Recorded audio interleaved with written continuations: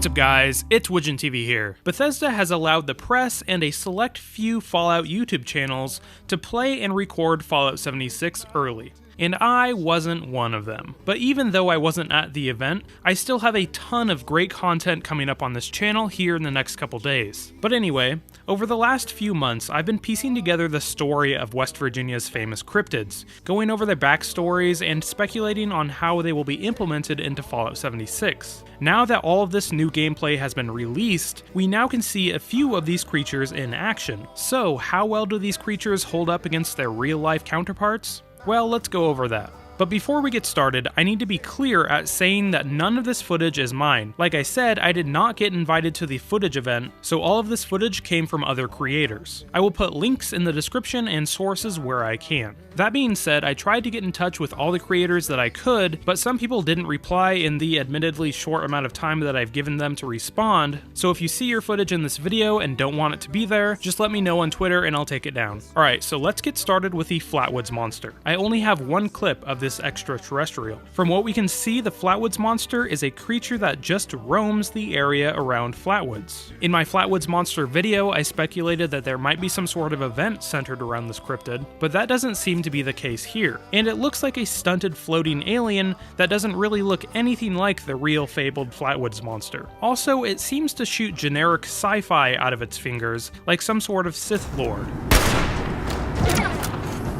In my opinion, it feels like Bethesda turned this compelling story of a group of people encountering a creature not from this world into a fairly generic sci-fi looking alien. Naturally, I normally would be pretty disappointed at this point if that was everything to the Flatwoods Monster. But in Fallout 76, Bethesda is doing something very interesting with the locations and possibly these cryptids. It seems like in most locations there are locked doors and secret areas that are off limits to newer players. I think this is really cool because it gives the feeling of freedom at the beginning of the game, because you can go anywhere at any time, but you will only be able to access the surface level stuff. Now this is true for locations, but I also believe it will be true for these cryptids, for reasons we'll be talking about here in a second with the Mothman. But to quickly finish up the Flatwoods Monster, this alien that we see in the clip doesn't have a ship anywhere nearby. So maybe when we find this creature's ship, it will lead to more story and give this alien a little bit more depth beyond just shooting it until it dies.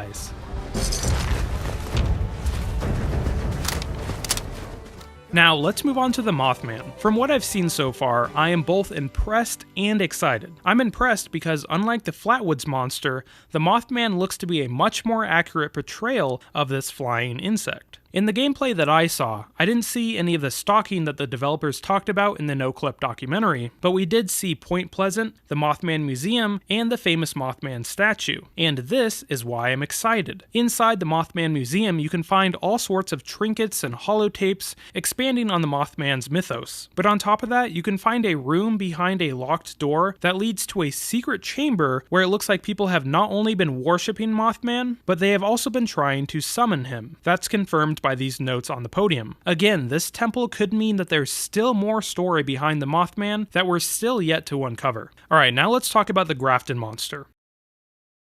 My Grafton Monster video is my second most popular video on my channel, so obviously I was pretty excited to see someone had found one in the wild at this event. So with this guy, we already know what he's going to look like because of the many trailers he was featured in, but does this monster have any surprises? Well, beyond being a confirmed bullet sponge, he can also throw rocks at you, making him a threat at almost any distance.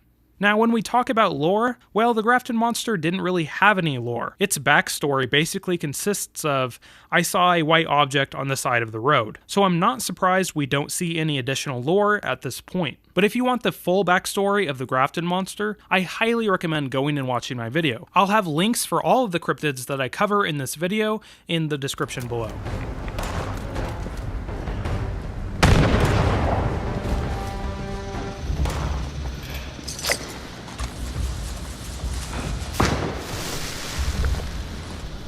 Alright, next up we have the Frog Monster. Now this is a quick clip I pulled from JuiceHead's video showing him killing a monstrous frog. Now I'm pretty sure this is the same creature I covered in my video. You can see some of the pods on its back that some people in the comments of that video said were frog eggs that would be hatched in combat, creating a swarm of smaller frogs being led by one big frog. Now nothing in this footage confirms or disproves that, but at least this frog in particular is labeled as a parasitic rad toad. So we'll have to see what that means when we get our hands on the game. Now finally, we have the Scorch Beast. A few different players fought this creature, and the fight seems to be pretty straightforward, except now we see more of the area of effect attack that the Scorch Beast can resort to. If you saw my video about the Mega Sloth, I talk extensively about the area of effect attack and how it will change combat in Fallout 76. And this looks to be a great example of that. From watching the gameplay, it looks like the Scorch Beast will aggro just one player, and it will do it so hard that it will be more effective just to run and avoid the attacks